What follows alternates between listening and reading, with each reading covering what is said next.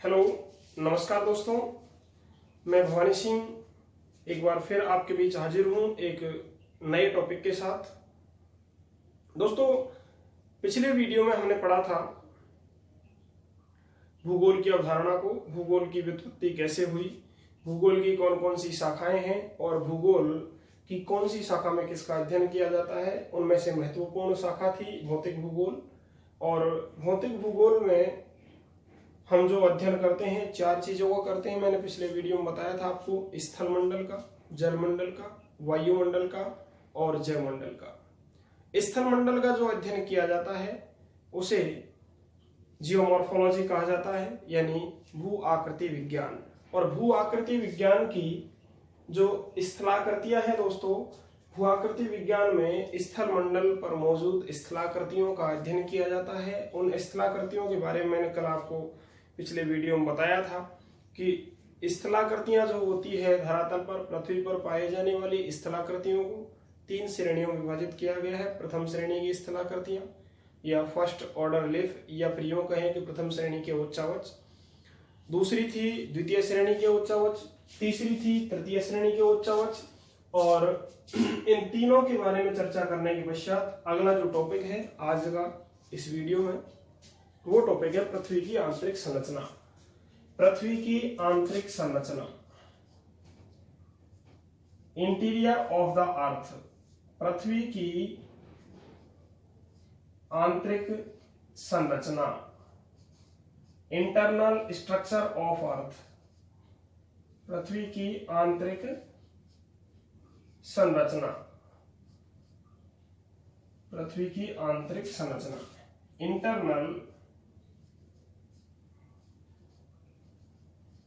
Internal structure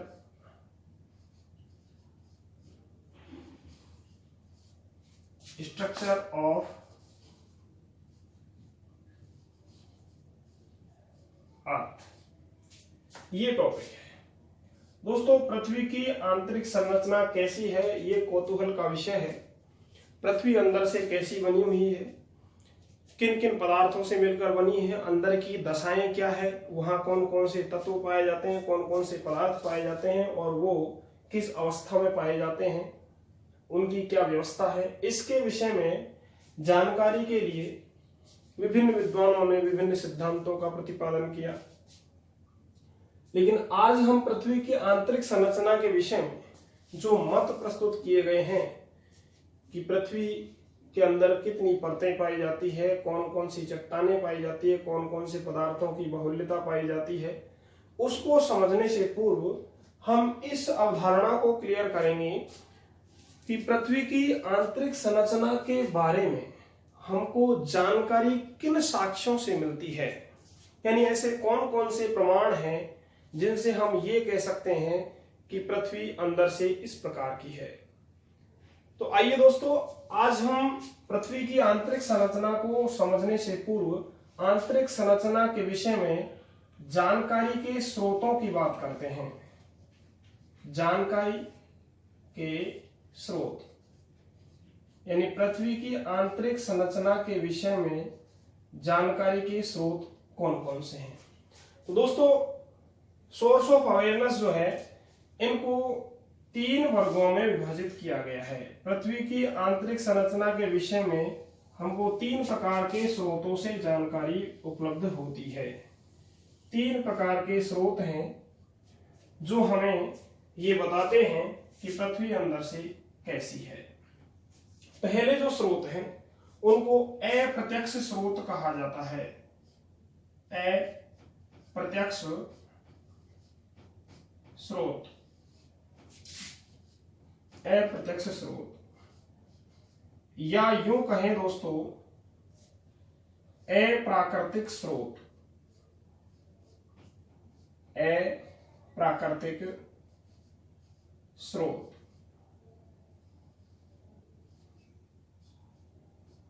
अप्राकृतिक स्रोत। दूसरे प्रकार के जो स्रोत हैं मित्रों, दूसरे प्रकार के स्रोत जो लिए गए हैं वो है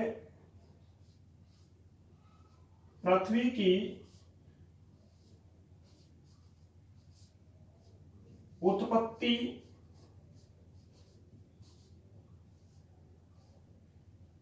से संबंधित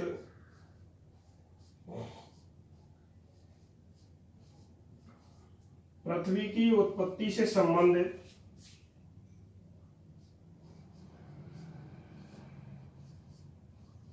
सिद्धांतों के साक्ष्य, यानी सिद्धांतों के प्रमाण या साक्ष्य।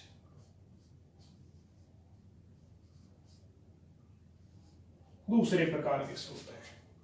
तीसरे प्रकार के जो स्रोत हैं उनको अप्रत्यक्ष स्रोत या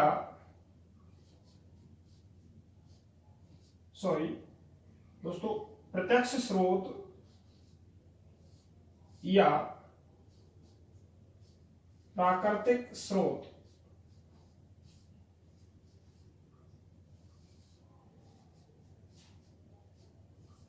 कहा गया है। अब दोस्तों जानकारी के जो स्रोत है, पृथ्वी की आंतरिक संरचना कैसी है इसके विषय में जानकारी देने वाले हमारे पास तीन प्रकार के स्रोत हैं। अप्रत्यक्ष स्रोत यानी इनडायरेक्ट सोर्स या अप्राकृतिक स्रोत। पृथ्वी की उत्पत्ति से संबंधित जो विभिन्न विद्वानों ने सिद्धांत दिए हैं उन सिद्धांतों के साक्ष्य। और प्रत्यक्ष स्रोत या प्राकृतिक स्रोत, जो स्रोत हमको प्रकृति से सीधे प्राप्त होते हैं वो प्राकृतिक स्रोत है। दोस्तों अप्रत्यक्ष स्रोतों के अंतर्गत तीन प्रकार के स्रोत हैं। वो तीन प्रकार के स्रोत कौन कौन से हैं देखिए। पहला जो स्रोत है वो है घनत्व, डेंसिटी। पहला स्रोत है घनत्व। दूसरा जो स्रोत है दबाव, प्रेशर।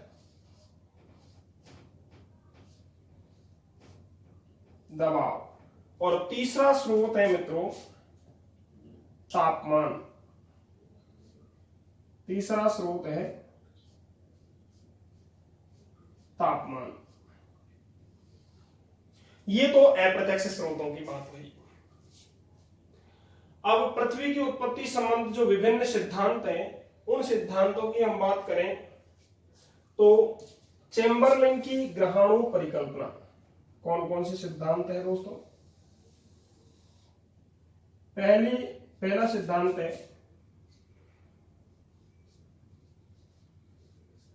चेम्बरलिन की ग्रहाणु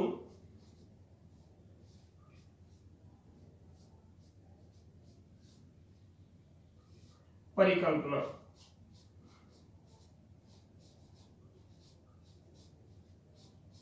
चेम्बरलिन की ग्रहाणु परिकल्पना। दूसरा जो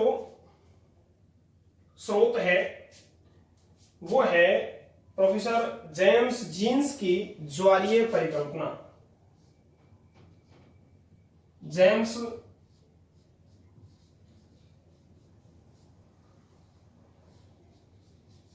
जीन्स की ज्वारीय परिकल्पना।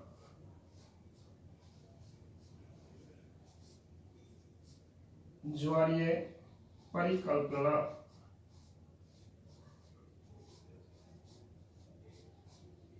जेम्स जीन्स की ज्वारीय परिकल्पना। और अगली जो संकल्पना है वो है आपकी लाप्लास की नीहारिका परिकल्पना। लाप्लास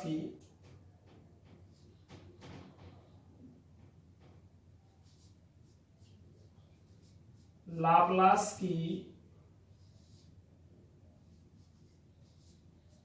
नीहारिका परिकल्पना। लाप्लास की नीहारिका परिकल्पना। मित्रों तीसरे जो स्रोत थे, तीसरे प्रकार के वो थे प्रत्यक्ष स्रोत या प्राकृतिक स्रोत। और डायरेक्ट सोर्सेज जो है, प्रत्यक्ष स्रोत या प्राकृतिक स्रोत, इसके अंतर्गत दो प्रकार के स्रोत हैं। वो है आपका, पहला तो है ज्वालामुखी,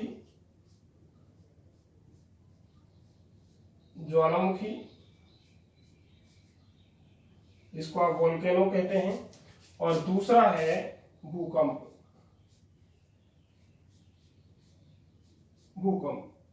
जिसको आप कहते हैं अर्थक्वेक, भूकंप।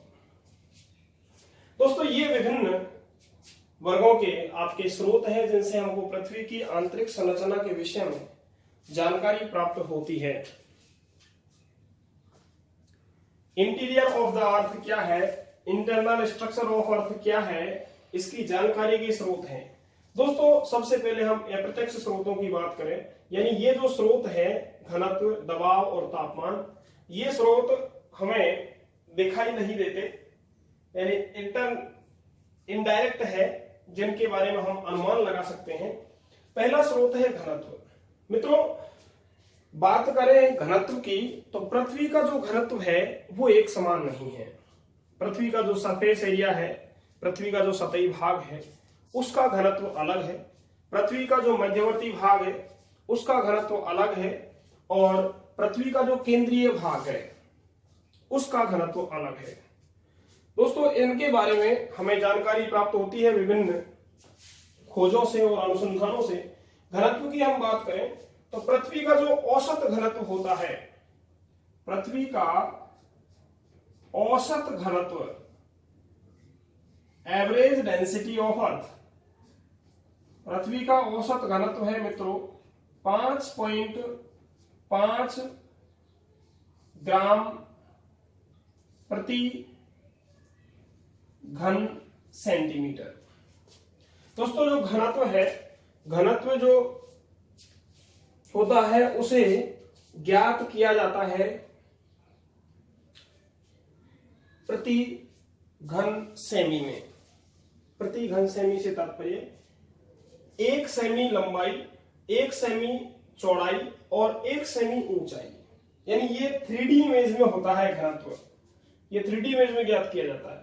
जो क्षेत्रफल होता है वो 2D इमेज में होता है, लंबाई और चौड़ाई का ज्ञात किया जाता है। और घनत्व जो होता है वो 3D इमेज में होता है, 3 डायमेंशंस में होता है, लंबाई, चौड़ाई और ऊंचाई। यानी धरातल देख लीजिए, चाहे पृथ्वी की आंतरिक भाग को देख लीजिए, पृथ्वी के ऊपर कोई भी चीज देख लीजिए, घनत्व की हम बात करें तो वहां का 1 सेमी लंबाई, 1 सेमी चौड़ाई और 1 सेमी ऊंचाई का जो भार होता है वो आपका घनत्व कहलाता है। घनत्व, औसत घनत्व हो गया पृथ्वी का 5.5 ग्राम प्रति घन सेंटीमीटर। लेकिन सरफेस एरिया की बात करें तो सतही घनत्व, पृथ्वी की सतह का घनत्व होता है मित्रों 3.0 ग्राम प्रति घन सेंटीमीटर। इसी प्रकार मध्य भाग की बात करें, मध्य भाग की हम बात करें तो मध्य भाग का घनत्व होता है 5.0। मध्य का घनत्व होता है दोस्तों 5.0 ग्राम प्रति घन सेंटीमीटर। और जो अंतरतम भाग है पृथ्वी का, केंद्रीय भाग, जिसे आप कोर एरिया ऑफ अर्थ कहते हैं, केंद्रीय भाग, उसका घनत्व होता है मित्रों 11 ग्राम प्रति घन सेंटीमीटर से 13.5 ग्राम प्रति घन सेंटीमीटर। यह है घनत्व की बात। तो इससे स्पष्ट होता है कि पृथ्वी का घनत्व एक समान नहीं है। अब पृथ्वी का घनत्व एक समान नहीं है तो पृथ्वी की बनावट और स्ट्रक्चर जो है वो भी एक समान नहीं है, एक जैसा नहीं है। इससे स्पष्ट हो गया। दूसरा जो तथ्य है, जो प्रमाण है जिससे हमें जानकारी मिलती है, अप्रत्यक्ष प्रमाण, वो है आपका दबाव, प्रेशर। देखिए दोस्तों, जैसे जैसे घनत्व बढ़ता है दबाव भी बढ़ता है। क्यों? क्योंकि दबाव से घनत्व की उत्पत्ति होती है। प्रति घन सेमी क्षेत्र पर पड़ने वाला भार जो होता है, दबाव जो होता है, उसे ही घनत्व कहा जाता है। दोस्तों, गहराई की ओर जब हम जाते हैं पृथ्वी के अंदर तो तापमान बढ़ता है, और तापमान का नियम है, बाहर के वायुमंडल की हम बात करें तो वायुमंडल का नियम यह है कि जैसे जैसे पृथ्वी की सतह का, सरफेस ऑफ अर्थ का, पृथ्वी की सतह पर जैसे जैसे टेम्परेचर बढ़ेगा वायुदाब घटेगा, एयर प्रेशर घटता है। लेकिन भूगर्भ के अंदर ऐसा नहीं है। भूगर्भ के अंदर गहराई बढ़ने के साथ तापमान तो बढ़ता है, लेकिन दबाव भी बढ़ता है, और दबाव बढ़ने के साथ साथ घनत्व भी बढ़ता है। यानी upper most part of earth जो है आपका सरफेस एरिया, सतही भाग, उसका घनत्व सबसे कम है, 3.0 है।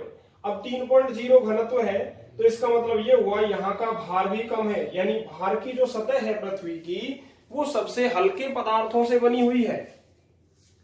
क्योंकि भार कम है तो घनत्व कम है।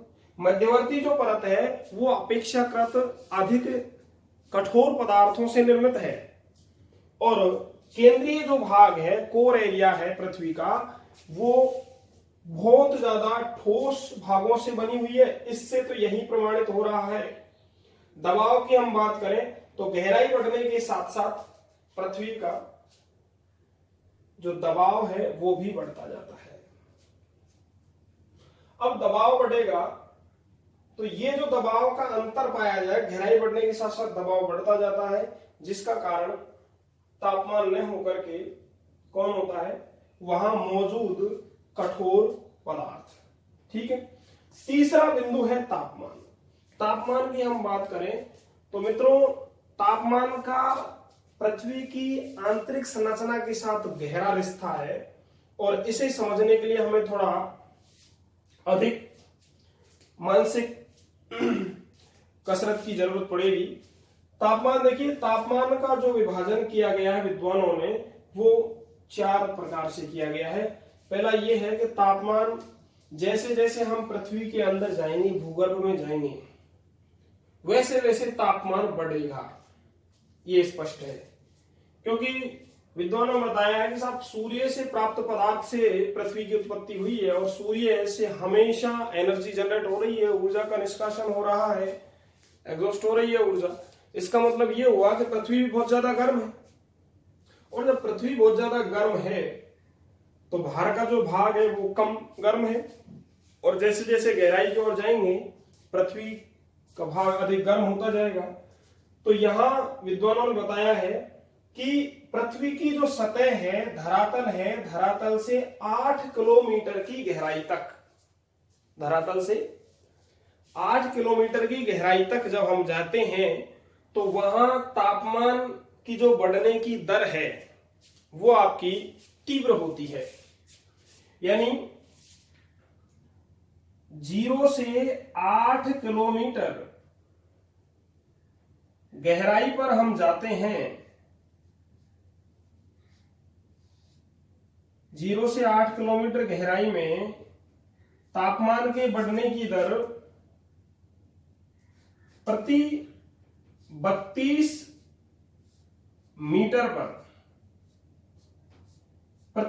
मीटर पर पाई जाती है 1 डिग्री सेल्सियस। दोस्तों, 0 से लेकर के 8 किलोमीटर की गहराई तक आप चले जाएंगे तो प्रति 32 मीटर की गहराई पर जाते ही 1 डिग्री सेल्सियस तापमान में वृद्धि हो जाएगी। लेकिन आप इस 8 किलोमीटर के बाद जाएंगे तो 100 किलोमीटर की गहराई तक, कितने किलोमीटर, 100 किलोमीटर की गहराई तक हम जाएंगे तो तापमान की जो बढ़ने की दर है वो अपेक्षाकृत घट जाएगी, और ये हो जाएगी प्रति 100 किलोमीटर की गहराई पर, ये हो जाएगी आपकी 100 किलोमीटर की गहराई तक 12 डिग्री सेल्सियस। कितनी?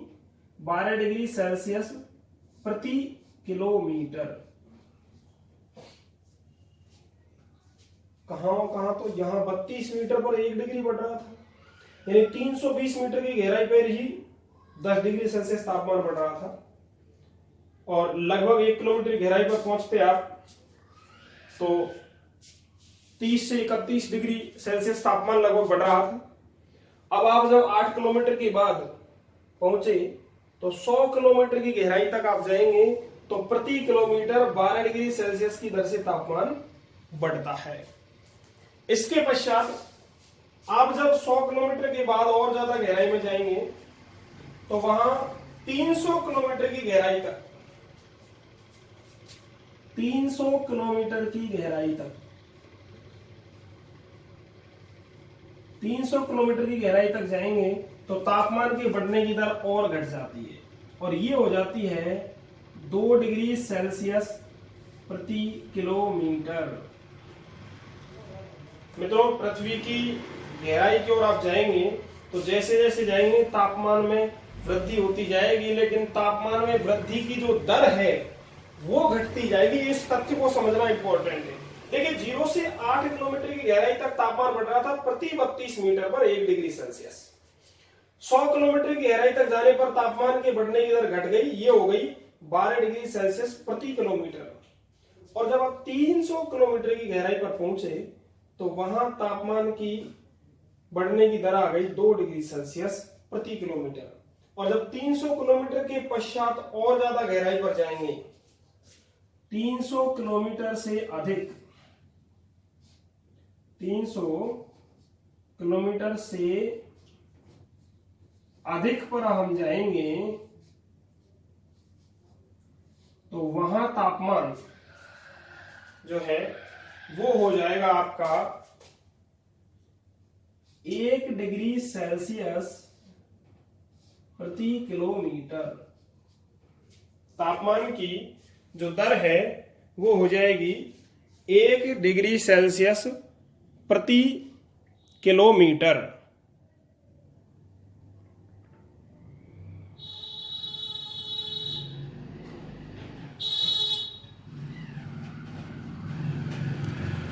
अब देखिए दोस्तों, ये तो हो गया अप्रत्यक्ष स्रोत या अप्राकृतिक साधन किसके, पृथ्वी की आंतरिक संरचना के बारे में। दूसरे जो बात है विभिन्न सिद्धांतों की है। दोस्तों, चैम्बरलिन जो है आपके पृथ्वी की उत्पत्ति से संबंधित विभिन्न सिद्धांतों के साक्ष्य है। इनमें आपको आता है चैम्बरलिन की ग्रहणु परिकल्पना। चैम्बरलिन महोदय ने बताया कि साहब पृथ्वी की जो उत्पत्ति हुई है वो विभिन्न अणुओं के संयोजन से हुई है। जो विभिन्न अणु थे, बहुत सारे अणु ब्रह्मांड में थे, सौर मंडल में थे, उन अणुओं के एक जगह संपीड़ित होकर के ठोस रूप में परिवर्तित होने के कारण हुई है। तो ग्रहण परिकल्पना के अनुसार ये स्पष्टीकरण होता है कि पृथ्वी का जो आंतरिक भाग है वो ठोस होना चाहिए। कैसा होना चाहिए? ठोस। चैम्बरलिन की ग्रहण परिकल्पना बताती है पृथ्वी का अंतरतम भाग कैसा है? ठोस है। दूसरी आती है जेम्स जीन्स की ज्वारीय परिकल्पना। जेम्स जीन्स की ज्वारीय परिकल्पना यह बताती है कि साहब पृथ्वी की जो उत्पत्ति हुई है, ओरिजिन ऑफ अर्थ है, वो सूर्य से निकले हुए ज्वारीय पदार्थ के कारण हुई है। और जब सूर्य से कोई ज्वारीय पदार्थ अलग होकर के इकट्ठा हुआ है तो इसका मतलब यह हुआ कि पृथ्वी का जो आंतरिक भाग है वो द्रव अवस्था या तरल अवस्था में होना चाहिए। यह बताता है जेम्स जीन्स की ज्वारीय परिकल्पना बताती है कि पृथ्वी का अंतरतम भाग कैसा है? तरल है। कैसा है मित्रों? तरल। तीसरी आती है आपकी लाप्लास की निहारिका परिकल्पना। लाप्लास की जो निहारिका परिकल्पना है इसके अंतर्गत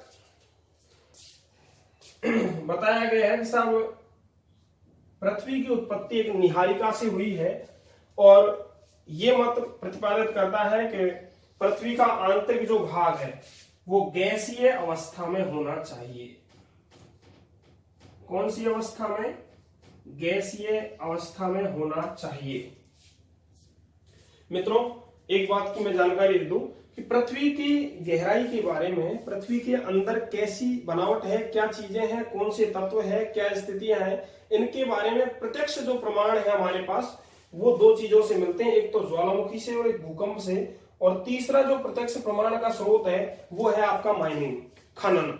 और खनन में भी कौन सा, कूप की खनन जो होता है, सतही खनन नहीं, सरफेस माइनिंग नहीं, कूप की खनन जो होता है, वेल माइनिंग जो होती है आपकी, जिसमें कुएं के रूप में खुदाई की जाती है, बोरवेल किए जाते हैं।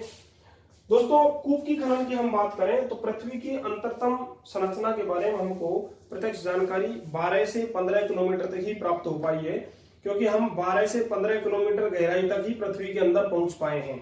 और वो भी कोई सभी जगह नहीं है, एक ही स्थान है यूएसए का पेंसिल्वेनिया। पेंसिल्वेनिया जो स्थान है वहां एक तेल का कुआं खोदा गया जिसकी गहराई 12 से 15 किलोमीटर तक है। वहां इतनी गहराई तक के कुएं खोदे जा चुके हैं, तो वहां जरूर आपको प्रत्यक्ष प्रमाण मिल जाएंगे। उसके अलावा जो प्रत्यक्ष प्रमाण मिलेंगे वो ज्वालामुखी और भूकंप से ही मिलेंगे। तो मित्रों ये हुई थी आपकी पृथ्वी की उत्पत्ति से संबंधित विभिन्न सिद्धांतों की, साक्ष्यों की बात। तो ये 3 सिद्धांत ऐसे हैं जो हमको बताते हैं। चैम्बरलेन की ग्रहणु परिकल्पना बताती है कि पृथ्वी का आंतरिक भाग कैसा है, ठोस है। जेम्स जीन्स की ज्वारीय परिकल्पना बताती है कि पृथ्वी का जो आंतरिक भाग है वो कैसा है, तरल अवस्था में है। और लाप्लास की निहारिका परिकल्पना बताती है कि पृथ्वी का अंतरतम जो भाग है वो गैसीय अवस्था में है, गैसियस स्ट्रक्चर है। अब प्रत्यक्ष स्रोत या प्राकृतिक स्रोतों की बात करें तो इनसे हमको जब ज्वालामुखी उद्गार होता है, पहला स्रोत है ज्वालामुखी। मित्रों जब ज्वालामुखी का उद्गार होता है तो ज्वालामुखी से प्राप्त जो तप्त पदार्थ हैं, चाहे वो मैग्मा हो, चाहे वो लावा हो, चाहे वो धूलकण हो, चाहे वो विभिन्न गैसें हो, चाहे जलवाष्प हो, कोई भी तत्व हो, ये सारे के सारे इस तत्व पृथ्वी के अंदर से निकलते हैं। और जब पृथ्वी के अंदर से निकले हुए पदार्थ हैं वो जिस तरह के हैं, उन पदार्थों से ही हम ये अनुमान लगाते हैं कि पृथ्वी की अंदर की बनावट इस प्रकार की है। यानी उन पदार्थों के जमने से जिन चट्टानों की उत्पत्ति होती है, जिनको आप इग्नियस रॉक्स कहते हैं, आग्नेय शैल, उन आग्नेय शैलों से ही अनुमान लगाते हैं कि साहब पृथ्वी के अंतरतम भाग में कौन सी धातुओं की प्रधानता है और कौन कौन सी गैसों की प्रधानता है और वहां ये किस अवस्था में मौजूद है। मित्रों अगला प्रमाण है वो है भूकंप। और भूकंप से सबसे ज्यादा विश्वसनीय हमको प्रमाण मिले हैं। क्यों मिले हैं? क्योंकि दोस्तों भूकंप की जो उत्पत्ति होती है वो अधिक गहराई पर भी होती है, कम गहराई पर होती है। आपके 100 किलोमीटर की गहराई तक के जो भूकंप होते हैं उनका झटका हमें पृथ्वी की सतह पर प्राप्त होता है। यानी 100 किलोमीटर से अधिक गहराई वाले जो भूकंप होते हैं, ऐसे अर्थक्वेक्स, ऐसे भूकंप जिनकी उत्पत्ति भूगर्भ में 100 किलोमीटर से अधिक गहराई पर होती है, उन भूकंपों का हमको पता नहीं चलता, इसलिए उन भूकंपों को पातालीय भूकंप कहा जाता है। दोस्तों 100 किलोमीटर से कम गहराई वाले भूकंपों की ही हमें जानकारी मिल पाती है। और इन भूकंपों से जानकारी कैसे मिलती है? भूकंप की जब उत्पत्ति होती है तो 3 प्रकार की तरंगें उत्पन्न होती है। 3 प्रकार की तरंगें उत्पन्न होती है। इन तरंगों की उत्पत्ति के समय जब ये तरंगें पहली अवस्था में होती है तो इनकी गति बिल्कुल क्षीण होती है, बहुत मंद गति होती है। जब ये दूसरी अवस्था में आती है तो इन तरंगों की गति में अपेक्षाकृत तीव्रता आ जाती है। और जब ये तरंगें अंतिम अवस्था में होती है तो इनकी गति अत्यंत तीव्र हो जाती है। दोस्तों भूकंप से 3 प्रकार की तरंगें उत्पन्न होती है। पी वेव्स, जिनको प्राइमरी वेव्स भी कहा जाता है, प्राथमिक तरंगें। प्राइमरी वेव्स की हम बात करें, पी तरंग की, पी तरंगें जो होती है ये ठोस, आपका द्रव और गैस, ये तीनों माध्यमों से गुजरती है।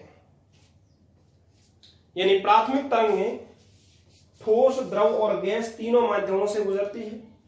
द्वितीयक जो तरंगें होती है उनको एस वेव्स कहा जाता है, सेकेंडरी वेव्स। और ये जो तरंगें होती है ये तरंगें केवल ठोस माध्यम में ही चलती है। द्रव और गैसियस जो अवस्थाएं होती है वहां ये तरंगें अवरोधित हो जाती है। तो इन तरंगों से पता लगाया जाता है पृथ्वी का कौन सा पार्ट गैसियस है और कौन सा द्रव है, और ठोस जो है उसमें तो ये तरंगें अवरोध के बिना ही चलेंगी, और गैसियस भाग आ जाएगा और द्रव भाग आ जाएगा, वहां ये तरंगें रुक जाती है। तो मित्रों इन तरंगों से ऐसे पता लगाया जाता है। तीसरी जो तरंग होती है भूकंपीय तरंगें, वो एल वेव्स होती है। एल वेव्स धरातलीय तरंगे, इनको लॉन्ग वेव्स भी कहा जाता है, लव वेव्स भी कहा जाता है, क्योंकि इनकी गति बहुत मंद होती है, बहुत धीमी गति होती है। सबसे धीमी गति इन तरंगों की होती है धरातलीय तरंगों की। सबसे तीव्र गति प्राथमिक तरंगों या प्राइमरी वेव्स की होती है, जो तीनों माध्यमों से गुजरती है, और इन तरंगों की गति मध्यम होती है। दोस्तों अब हम बात करें पृथ्वी की आंतरिक संरचना की, तो इसके बारे में यह भी आपको पता होना चाहिए कि पृथ्वी का जो अंतरतम भाग है, सेंट्रल एरिया है, उसकी गहराई लगभग 6400 किलोमीटर है। 6400 किलोमीटर। एग्जैक्ट आप जानकारी रखना चाहें तो वो है 6371 किलोमीटर। वहां तक पृथ्वी का केंद्र है। तो इन विभिन्न तथ्यों के बारे में आपने जानकारी ली। एक बात आई तापमान कि साहब ये जो तापमान है इसका हमें ज्ञान कैसे होता है, तापमान के बारे में जानकारी कहां से मिलती है। दोस्तों पृथ्वी के भूगर्भ में जो रेडियो एक्टिव पदार्थ है, जो रेडियो सक्रिय तत्व है, और इनके अलावा जो गुरुत्वीय बल है, ये रेडियो एक्टिव पदार्थ और गुरुत्वीय बल है, ये तापीय संवहनीय तरंगों के रूप में पृथ्वी की बाहर की सतह की ओर आते हैं, जिसके कारण तापमान में निरंतर कमी होती जाती है। धन्यवाद दोस्तों। पृथ्वी की आंतरिक संरचना के विषय में हम नेक्स्ट वीडियो में पढ़ेंगे।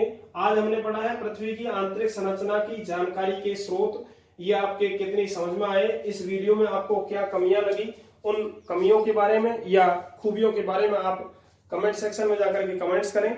और वीडियो अगर पसंद आया हो तो लाइक करें, शेयर करें और चैनल को सब्सक्राइब जरूर करें। चैनल को सब्सक्राइब करने के पश्चात बेल आइकन को जरूर दबाएं, ताकि आने वाले हर वीडियो की जानकारी आपको सबसे पहले मिल सके। धन्यवाद।